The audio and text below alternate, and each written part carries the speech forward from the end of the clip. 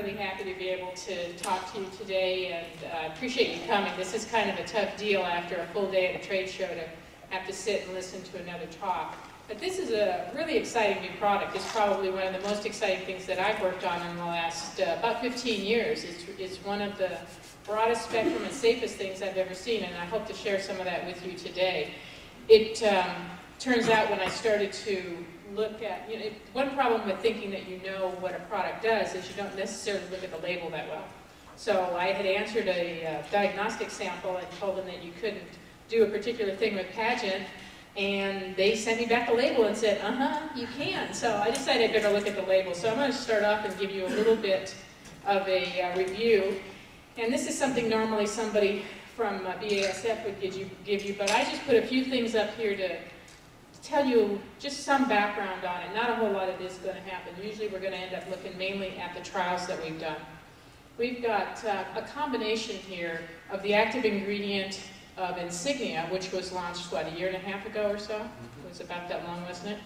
And which is the pyroclostridium, depending on how you want to pronounce that. And then it also has been combined with an active ingredient called boscalid that is not available in ornamentals at this point. It is being sold in some of the ag crops and in turf, but it's not something that's going to be brought by itself into ornamentals. So we're excited that BASF decided to combine that with the Insignia active ingredient so that we'd have access to it.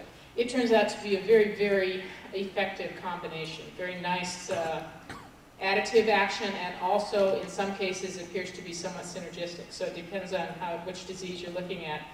The REI is 12 hours. A lot of this I just pulled right off the label. I think it's interesting to note that it's got a very broad usage label in terms of the sites where you can use it. And I won't go over all that because you'll have a label obviously when you leave. And it's got so many different things on it that it's going to be extremely usable for our industry from one end to the other, including, especially in California, a couple of our industries were so serious about having the aircraft being able to fly the product on, and they were really pleased when they found out that BASF had labeled that for both helicopter and for the fixed-wing aircraft. So that's not going to come into play, obviously, in greenhouses. We've got a lot of ornamentals that are being grown in the field as well. And finally, there's really the odd thing to me is that with any strobilurin, it seems like we have one or two types of plants that just don't like that particular strobilurin. I know that the others that are on the market, there's a precaution in almost every one of them that you can't use it on a particular thing. It turns out that with Pageant, because of the Insignia combination, there's a couple of types of grapes, that if they're in the background, the genetic background, the product's not going to be safe on them. And then, strangely enough, winter creeper, which is one of the euonymus, and ninebark, it's not safe on those two plants. But everything else that's been tried on, it's been safe, and I don't think in our trials we've seen any phytotoxicity at all. I do not remember one case where we saw any damage from applying this product. So it seems to be extremely safe on a lot of the ornamentals. Some of the other things that are important, just a huge range of activity. We haven't done all of these tests by any means, but you can see we're going all the way from powdery mildews, downy mildews, rusts, to many, many leaf spots in the alternaria type categories, cercosporas, anthracnose diseases, botrytis diseases, monolinia being similar, is brown rot on peaches, but very similar to sclerotinia and also the botrytis type diseases. And finally, even getting into Phytophthora area blights and crown rots. And some of the areas that I find the most interesting and exciting are the anthracnose diseases and crown rots, because they're very, very hard to control. And Pageant was, in our trials, some of the best products we've ever seen.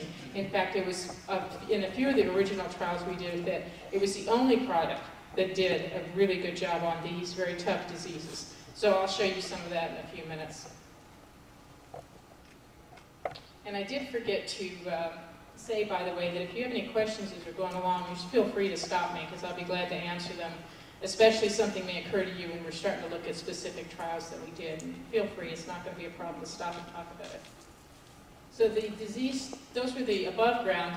This is an area we actually haven't done a whole lot of work in, the below ground or the root rot situations.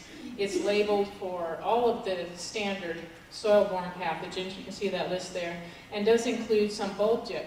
trials, and I know a lot of that work was done up in the Pacific Northwest with Gary Chastagner.